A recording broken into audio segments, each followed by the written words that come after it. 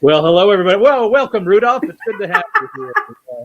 AKA Angela Watt. Nice to have you here on the OxyMoron show, and this is a special MER edition of the OxyMoron show. And for those of you that haven't been on this show before, those of you that haven't listened to it before, it percolated a while back when I thought about this concept that, and I've met a lot of people in my life who are really, really good strategists. And I've also met a lot of people who are really, really good tacticians. But the number of people, myself included, that are able to put those two things together to actually make something happen is few and far between. And so this idea of the oxymorons is to explore the notion of what's the secret sauce for practical dreamers or visionary pragmatists. And that's you, Angela. So, you're I'm ready to rock and roll. So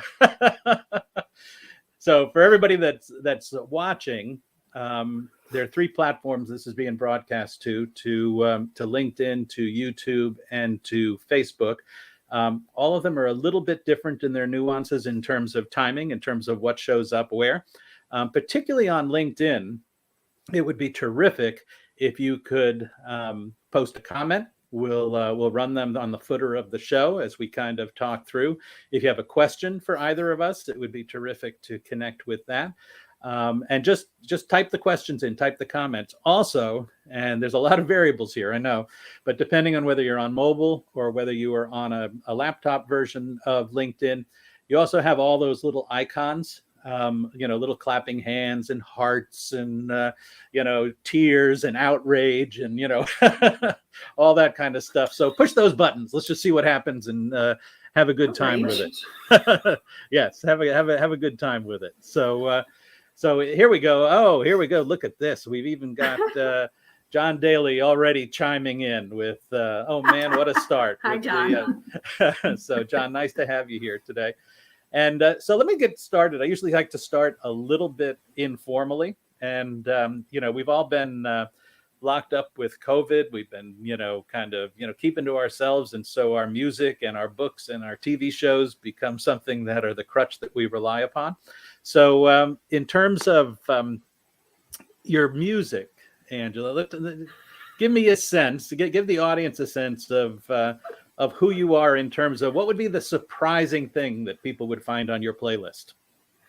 Well, I think what people would find surprising on my playlist is not specific songs, but like the breadth of the songs. So on my regular listening playlist, it has everything from Rage Against the Machine to Claire de Lune and Sarah McLachlan, Canadian.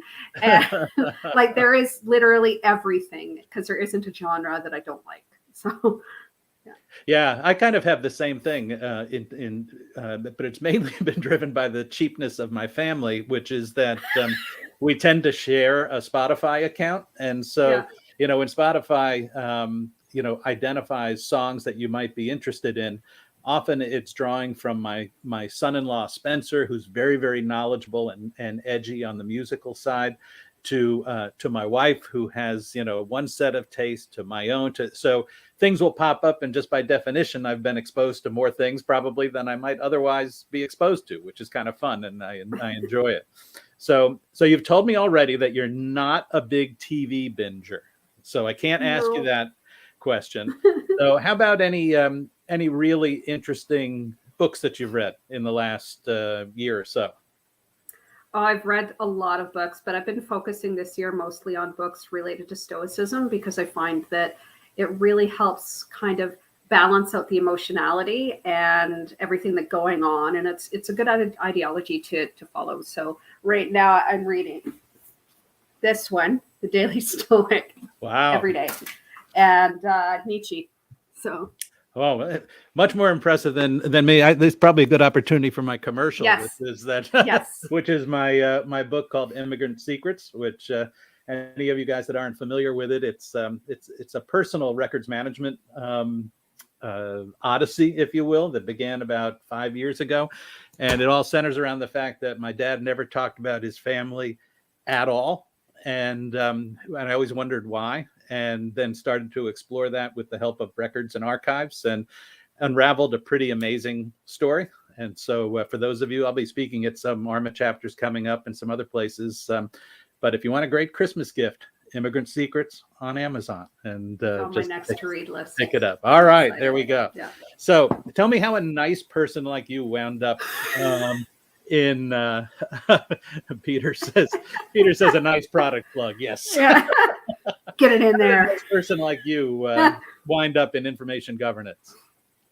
Well, it started at the age of 6 when my mom took me to the local tiny little library in Fort Assiniboine, Alberta, and I wanted to help out and volunteer. So I started out organizing bookmarks. So the librarian gave me, organize all of these bookmarks. So that was the first journey of organizing all of the things. And then through the years in school, I worked in libraries and volunteered in the junior high school library, the senior high school library. And by the time I hit a work experience, I was actually managing one of the public libraries there. So I went to SAIT, which is the Southern Alberta Institute of Technology. And I had my library and information management diploma. So I took both streams of school librarian and records management. So I wanted to make sure I had both. And after school libraries, I moved into records. Wow, interesting. You know, my granddaughter Lucy, she's in 3rd grade, and she was very proud when we saw her at Thanksgiving because she had been appointed the classroom librarian. So maybe there's a future for her, you know, following down the path. I have a feeling it's just that she wants to like make sure that all of her classmates return their books on time and know, all that kind of good stuff. Even though librarians are the worst for that. Yes, definitely. So, all right. Oh, somebody was giving some help to somebody that was having some audio problems. So thank you, Peter. Really appreciate that. So we all are in the business, if you will, of selling governance to our organizations and convincing people that that this is a good thing, that they ought to be doing this. That, you know, sometimes I get the feeling that we've been like, you know, shilling brand to our organizations and fiber for years. What's been your biggest challenge in talking to folks about governance in your organization? I think trying to sell it as a product to begin with, commodifying the ideology that in a way that's fear-mongering, you must do it this way or else this is going to happen. When the reality is we're constantly selling that idea to leadership, but is leadership really hearing that, and does it actually matter? So is it getting us the ROI that with that approach that we're really looking for? I think that the biggest challenge is it's that commodification of information. Yes, information is an asset. It's the blood of an organization, but is that the approach necessarily that we should be taking? And is that the best way to achieve the results that we want? Do you think that it's gotten any easier to sell what we do, given everything that people have experienced with COVID? And in particular, I'm thinking about the C-suite, for example. All of a sudden, do you think there's any truth to what people say sometimes that, you know, as a result of COVID, and all of a sudden everybody had to instantly work at home and have access to information anywhere on any device, you know, in any context, you know, all those things that we've been talking about for a long time, that there's like an appreciation maybe for this discipline of managing information assets? Or are we just kidding ourselves? Well, I think there was an aha moment there, pardon me, when people all of a sudden, oh, we're entirely paper-based and now I have to work electronically. I like that comment, Peter. Yes, maybe we should have listened at this point in time, but really that doesn't help anything. So yes, it was a different lens. But again, you want to be cognizant of what is really going to help.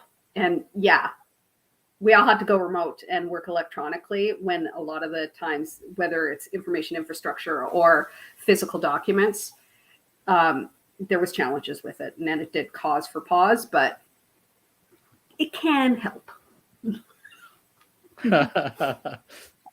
So I've heard you speak, that's a good bridge into what I wanted to ask you next, which is that I've heard you speak about the need for IG to become, you know, deeply curious and ingrained in the business. And I think actually you're speaking at the MER conference next May about this little product plug for the MER conference. But how do you do that? I guess would be my question. A lot of people have talked about doing it, but what's been your experience in terms of what works in terms of making those linkages between IG and the business?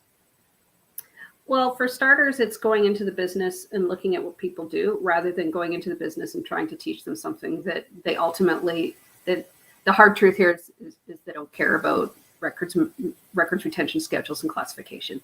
What they do care about, however, is can I access my stuff? Can I do my job? Can I trust that it's reliable? So going at it from that angle. And attached to that is the psychology of the actual person that's working. How does it somatically make them feel when they can't access it or they can't trust it or information is hidden from them? So looking at it from that aspect of helping them work better and more efficiently and connecting the psychology of how they work with that information with the information management stuff that is lost on them. So this is an interesting question that Jillian just posted here about, we talk a lot, we've had these two worlds, content and information and unstructured information and, kind of all of that stuff. And then there's also this world of data governance, which is, I often think is sort of the easy job compared to the information governance part of it. But, I think the reality is that we have to generate an appreciation within the people that hold the dollars on the data governance side to pay attention to the information side of the house. Any ideas on how to make that, case that make this more relevant to the data people? We're making their lives easier because we're helping them get the data to a point where it's easy for them to manage the information within all of their systems, because there's lots of systems going all over the place. And if it's all done the same way and everybody understands what's going in and where to put it, then ultimately we're going to make their lives easier as well. Right? Yeah. And I've often thought that, there's this sort of like half glass, half empty way of looking at the weirdness of content management and records management. But there's also a half full way of looking at it, which is that we do have a lot of experience of understanding, how to preserve things, how to figure out what should be retained for how long and where it should be retained and all those kinds of things that I think sometimes the data people take for granted. And we ought to take advantage of that, Yes. because and wouldn't it be cool if we were like the cool kids on the block for at least a little bit of a we are the cool kids on the block, John. So welcome Lou Eisen. I'm going to hopefully talk to Lou in January or February on this show. So I really admire what he's done in terms of this whole question of policies and not viewing them through that, viewing more through the carrot lens than the stick lens, which we always many organizations kind of always look at. So let me ask you a little bit about this question of. Hold on a minute, my analog device has gotten stuck. There we go. Tell me a little bit about, okay, so if we have challenges and we have people that don't want to listen to what we're doing, what do you personally do when you run up against one of those brick walls? How do you overcome that? Well, I would say if you go back to when you first started going into it, what did you already set in place to speak to that? When you're having those conversations at the start of a project, are you speaking to leadership and saying, hey, when somebody is being resistant or acting this way, how are you going to support me to move this project forward? So when that happens, because people are very attached to their information and the way that they work with it. So when that happens, you have the opportunity to have all of the stuff ahead of time to actually deal with it. And then looking at the person instead of the information that they do. So why are they resistant? What's the real reason? Is it a matter of trust that you're going to take something that's theirs and that they created and then move it somewhere where they can't find it? Yep. So addressing that and having those honest conversations of I see that this is causing a lot of anxiety for you. Can you help me understand why? Getting that deep curiosity about the person and the people, rather than saying, we got to organize your stuff and move it here. Yeah, it's funny. One of my one of the other clients I work to, a company called Infotection that does a lot of work in the M365 arena. We were talking about this question of automated disposition, and so he said that one of his clients, what wound up happening is that everybody kind of nodded their head until they actually went to implement an automated disposition, and then people started on their internal social networks started circulating hashtags like, don't touch my data, stuff like that, to, all of a sudden they it became real to people. And I think that brick wall that you mentioned is a really important one to overcome, because like anything, change is always difficult, and you have to spend more time on the change side of this equation than people, I think, conventionally think. And that change piece has to be woven into every aspect of it all the time. So tell me a little bit about what you're going to talk about at MER in terms of, I've kind of read the little prospectus and this notion about culture and organizational culture. And tell me a little bit about that.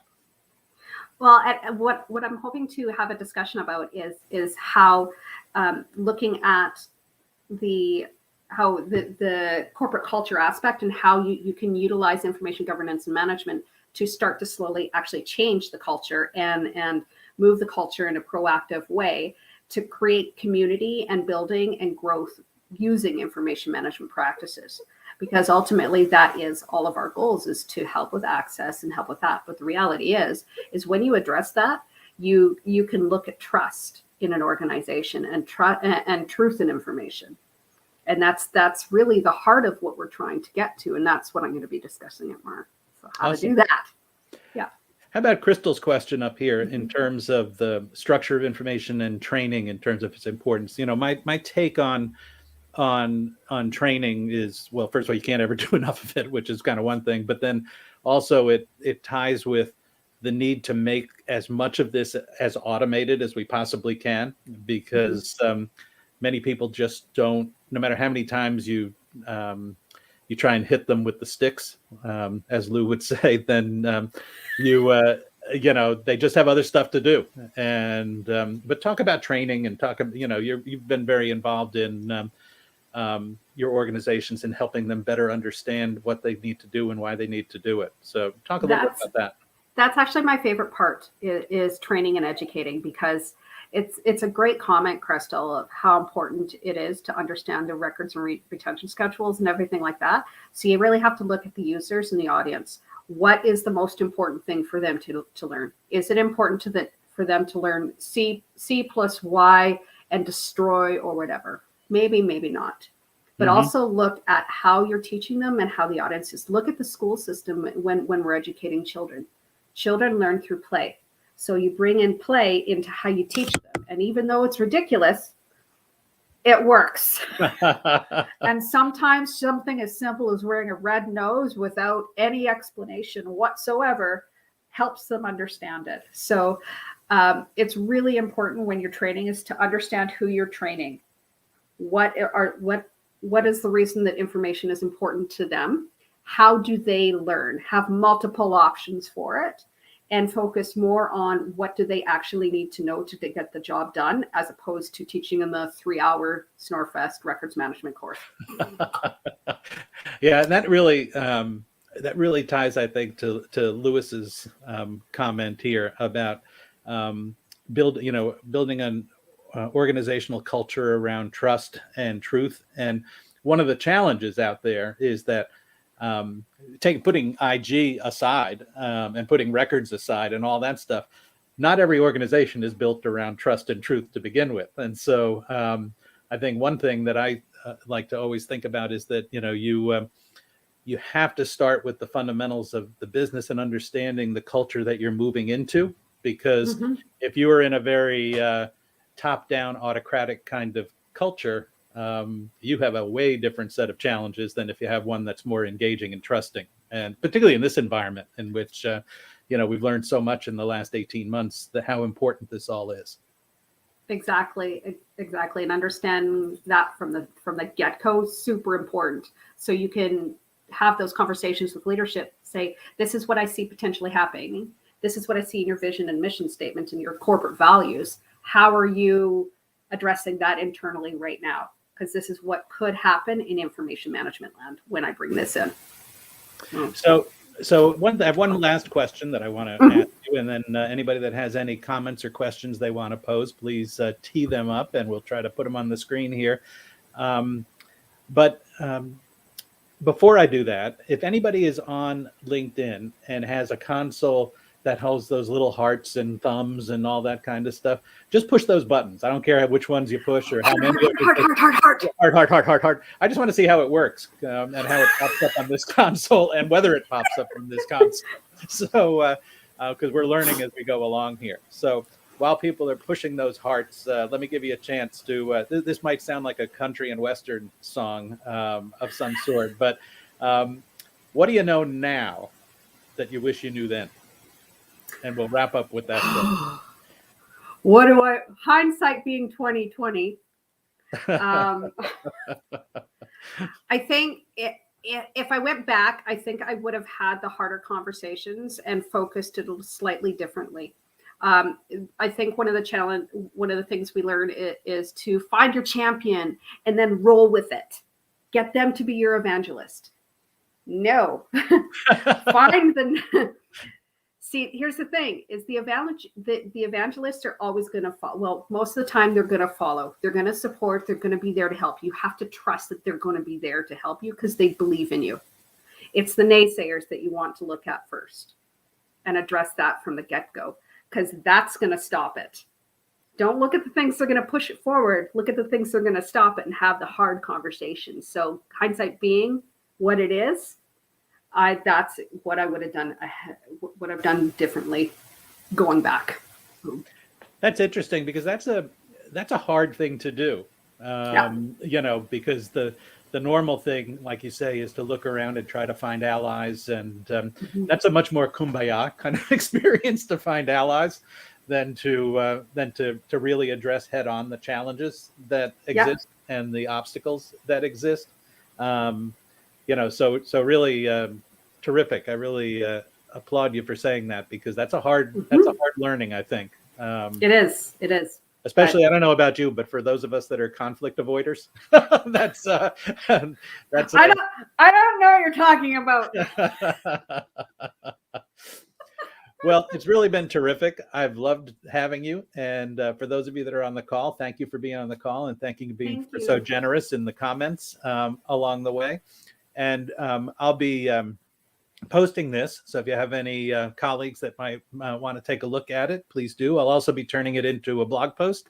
And so have a very happy holidays, Angela. And thank you so much for joining me. I really appreciate it. Thanks very much, John. And thanks, everybody. Thanks, everyone.